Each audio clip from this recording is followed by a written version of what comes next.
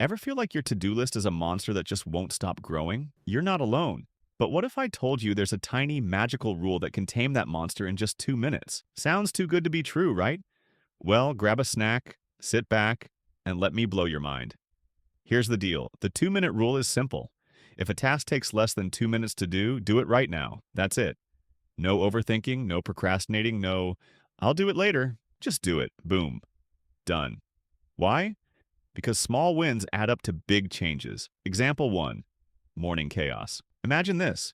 You wake up and your room looks like a tornado hit it. Clothes everywhere, dishes on the desk, and your bed. Let's just say it's artfully disheveled.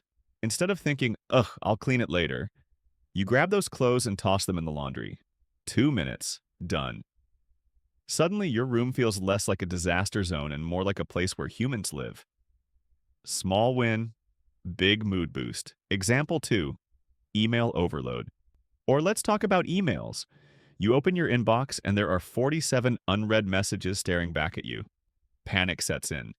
But wait, the 2-minute rule to the rescue. You see an email that says, confirm your meeting time. Instead of marking it as, I'll deal with this later, you reply right away. 2 minutes. Done. One less thing hanging over your head. Feels good, doesn't it? Why it works. Here's the secret sauce. The 2-minute rule isn't just about getting stuff done. It's about building momentum.